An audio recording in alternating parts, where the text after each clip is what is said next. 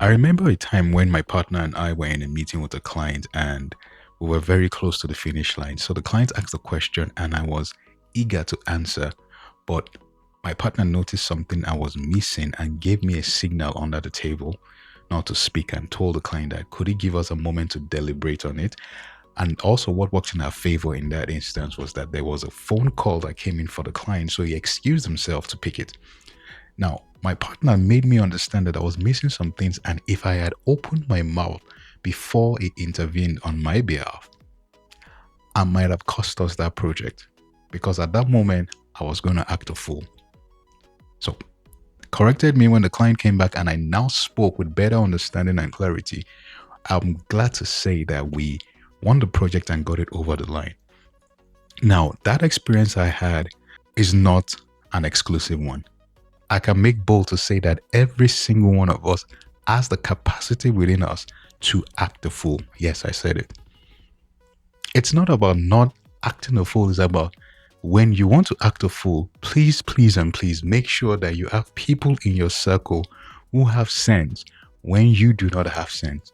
Like my friend did when I was in that category of not having sense. I remember a story of a man that was leprous and he was told to go and dip himself in a river 7 times and his leprosy will be healed. And he started to act a fool by saying, why could he go to that river to wash himself when there are better rivers where he was coming from? Olga, you are leprous and you're still trying to dictate the terms. His expectation and what he was spewing out in that instance is synonymous to acting a fool. But he had people in his circle who told him, hey, he didn't tell you to do anything extraordinary. He told you to dip yourself in this river and you'll be healed. And that's what happened. In his case, he had people in his corner who had sense when he did not have sense. So my counsel to you today is don't lose important opportunities and relationships because you do not have people in your corner who can speak sense to you when you are on the verge of acting a fool and speaking out of term or speaking without clarity. You see, relationships are like things we pack in our suitcases when we travel. You want to make sure that the things that make it into your suitcase are things that you need because you know the space is limited. You don't want to fill it with things that you do not need.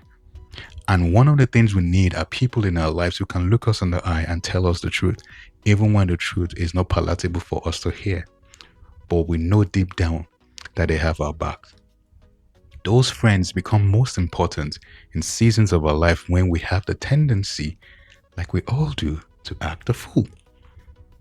They make sure that we do not lose out on opportunities, lose out on relationships, or important seasons because they can speak into our lives and fill in the gaps of wisdom that we lack.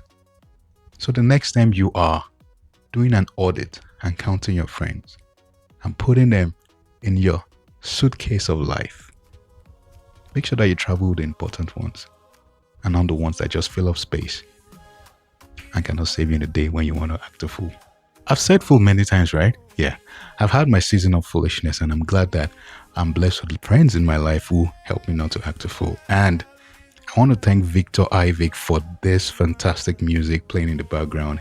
It is well. And I want to say it is well with you guys on your life journey. You got this. Travel light.